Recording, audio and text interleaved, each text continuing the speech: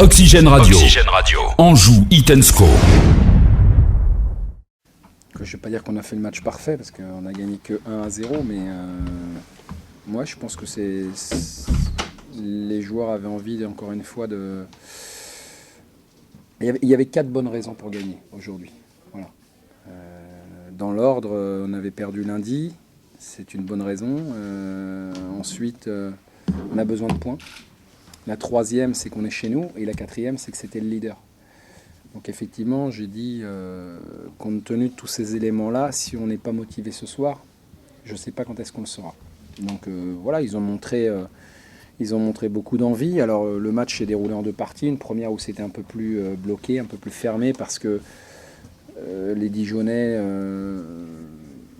ne se sont pas livrés du tout. Voilà, ils ont essayé de tenir le ballon dans leur moitié de terrain et de jouer, c'est pas péjoratif, mais c'était un peu négatif. Et puis nous, on n'a pas su aller les chercher comme on l'avait imaginé. Et puis le début de la deuxième mi-temps a donné un tout autre rythme. Déjà, on avait fini sur une bonne dynamique la première mi-temps, mais là, on a attaqué la deuxième sur cette dynamique de la fin de première. Et voilà, je crois qu'aujourd'hui, s'il y a un résultat qui ne se conteste pas, c'est celui-là, parce que certes, ils ont eu 2 opportunités, mais bon, c'est pas beaucoup 2 opportunités pour un leader chez nous. Donc en première mi-temps, ils n'ont pas tiré une fois au but. Donc bon, je pense que c'est un match dans l'ensemble qui a été plutôt bien maîtrisé, et puis un match où on a montré encore une fois nos qualités, et je me dois d'être exigeant. Donc encore une fois, je vais dire que compte tenu des nombreuses occasions qu'on s'est créées, un but nous suffit pour gagner, mais j'aimerais qu'on puisse augmenter notre ratio occasion-but. C'est le seul petit bémol. Oui, c'est même pas un bémol, c'est qu'on n'est pas à l'abri de prendre un but, parce que la preuve, ils ont eu 2 opportunités en seconde période, et que un but de l'adversaire ne doit pas effacer une prestation comme ce soir, parce qu'encore une fois, on a su se créer de nombreuses occasions, et que en concrétiser une, c'est bien, mais j'aurais aimé qu'on soit plus efficace. Maintenant, encore une fois, c'est suffisant et ça suffit largement à notre bonheur. Un mot sur le but de Sofiane. Est-ce que tu arrives encore à être surpris parce que ce garçon était bonne position ? Non. Non, parce qu'il a la même position à Valenciennes avant de sortir. Il rentre comme ça dans les 16 mètres, il élimine, sauf qu'au lieu de rentrer, il s'excentre un petit peu, ce qui fait qu'il est obligé de terminer par un centre. Mais il était déjà passé de la même manière. Et non, c'est des choses qu'il fait à l'entraînement. Alors maintenant, s'il arrive à le faire contre les leaders, c'est magnifique. C'est vrai que si Zlatan marque un but comme ça, je pense qu'il fait le tour de la planète foot. Donc j'espère pour lui qu'il n'aura pas la même médiatisation, mais c'est un but hors norme. Il y en a d'autres des joueurs comme ça en Ligue 2 ? Avec un talent identique peut-être, mais pas le même que lui, je pense pas. Enfin, avec des qualités différentes sûrement, mais dans son registre là, très, très atypique, je pense pas.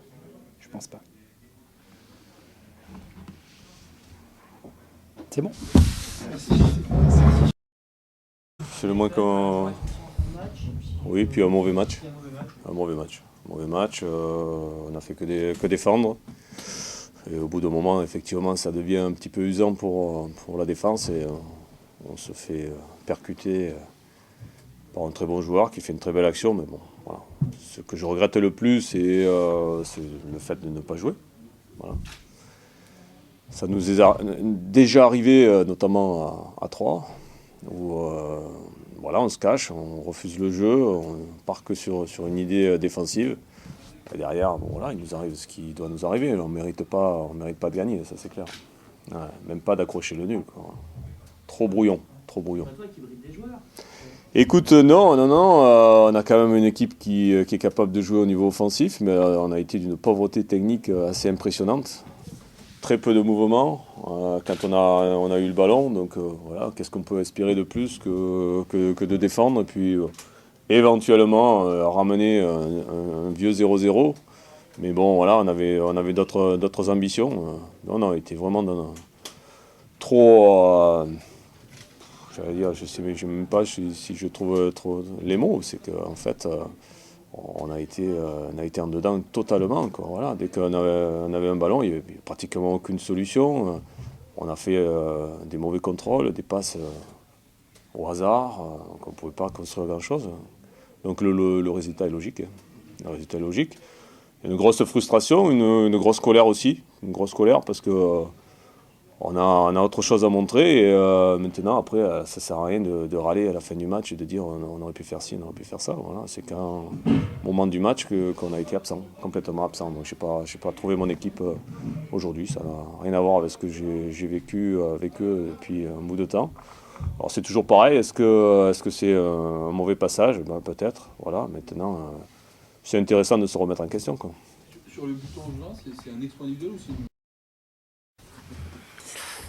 Honnêtement, voilà, je peux pas trop vous le raconter. C'est plus un but instinctif. Voilà, c'est plus de l'instinct.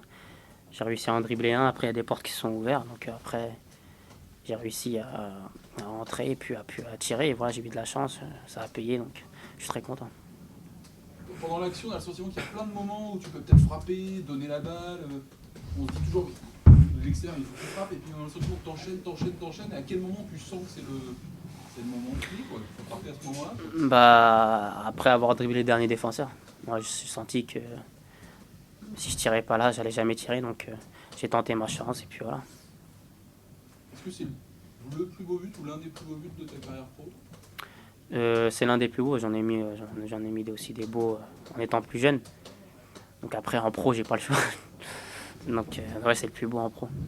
Ça arrive de rêver à ce genre de but ou de les imaginer en tout cas? Ouais, des fois je rêve de marquer des top buts, mais après, quand je rêve de marquer des top buts, j'en marque jamais. Donc, donc voilà, donc après, j'ai eu de la chance, ça a réussi. Donc en même temps, ça rapporte les 3 points à l'équipe. Donc raison de plus pour être encore plus content. Ce qui est assez paradoxal, c'est qu'on t'a très peu vu avant, sur le côté. Pas beaucoup de ballons, pas beaucoup d'échanges. Et puis d'un seul coup, un éclair. Ouais, bah en première mi-temps, malheureusement, j'ai pas assez touché de ballon. Donc l'équipe de Dijon était bien compacte au milieu, donc il laissait peu d'espace.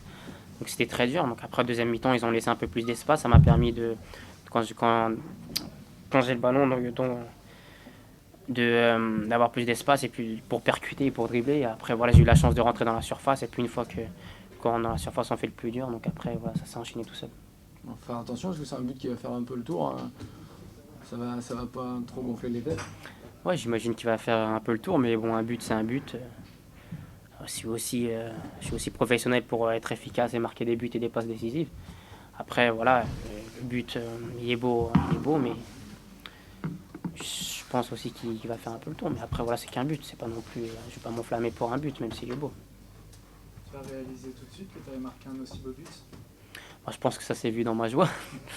J'ai fait un peu n'importe quoi, donc ouais, sur le coup, après aussi avec ma joie, je me suis fatigué et puis j'ai eu du mal à récupérer. Donc après, voilà, ça a payé et puis voilà, je touche du bois, j'espère que ça va continuer comme ça.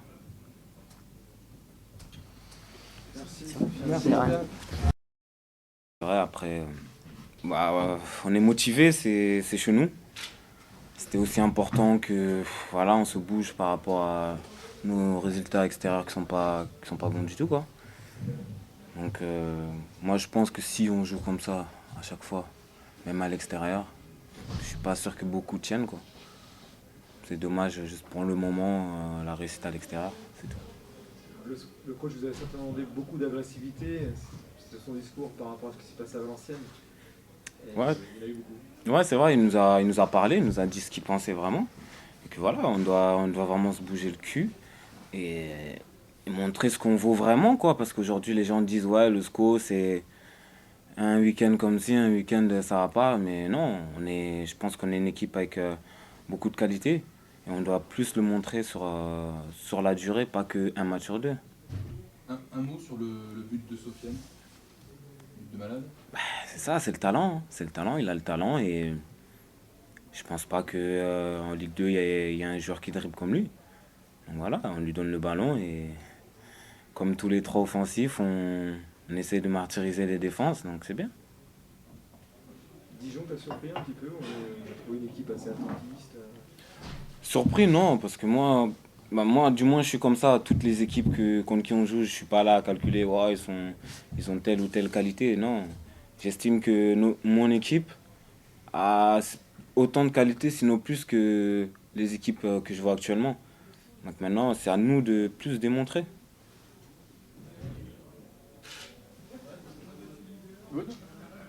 C'est bon? Nickel. De rien. Bonne soirée. Oxygène Radio. Anjou, Hit & Score.